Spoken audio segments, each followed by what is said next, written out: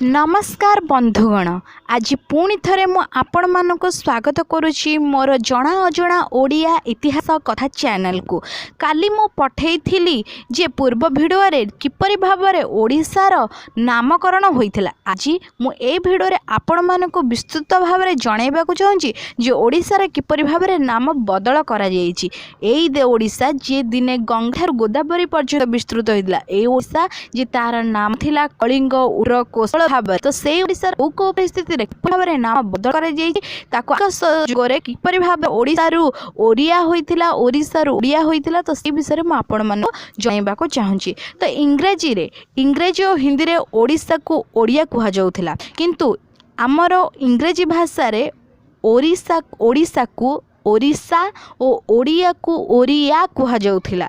यहाकु संविधान तथा साधारण लोक मैंने जानी जे ओरिशा लिखा होता। सेतेबेले जो गाड़ी गुड़ाक प्रचलित होता, जो जानवाहन लोक मैंने किणुले ता पछरे नंबर प्लेट होता, से लिखा जाइतिला ओ आर लिखाई कि नंबर लिखा होता, किंतु एबे देखा गले ओ डी लिखा होची। तो यार बदलिबार केते मसिया बदली हबार कारण कौन मु आपण मानकु जणाइबी। तो एथरे हमर 2008 मसिया जून 9 तारिख प्रथम राज्य कैबिनेट ओडिशा को ओडिया को प्रमाणित करथिले। 2008 मसिया जून 9 तारिख जो कैबिनेट आमर थिले सी ओडिशा को ओडिया भाव में बदली करथिले एवं ओडिया को ओडिया भाव में बदली करथिले। इंग्रेजी रे में ओडिशा और ओरिया बदल रे ओडिशा और ओडिया तथा हिंदी रे ओडिशा उड़िया बदल रे ओडिशा उड़िया लिखिबा पई प्रस्ताव आगत कराइथिला। 2008 अगस्त रे राज्य विधानसभा रे एही प्रस्ताव आस्थिला और यह बहुमत रे याको ग्रहण कराइथिला। कोनोसी गोटे राज्यर नाम बदली हो किंबा कोनोसी गोटे राज्य नूतन जिला प्रस्तुति होथाउ,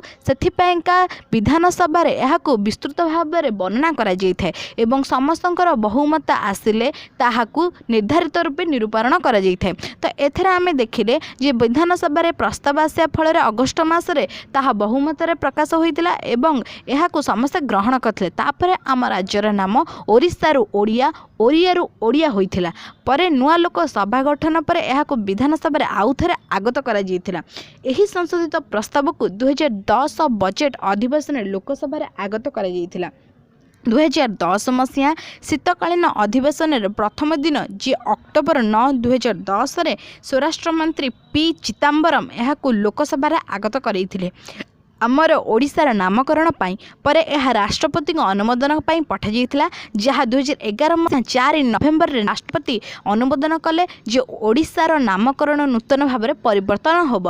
तो नूतन भाव में परिवर्तन हैला एवं राष्ट्रपतिंकर एई अनुमोदन पर आम ओडिशा को ओडिया भाव में समस्ते जानिले, ओडिशा भाव समस्ते जानिले और ओरिया को ओडिया भाव में समस्ते जानिले। तो अधिनियम 2011 नामकरण कार्यकारी एपर्यंत चालू रही।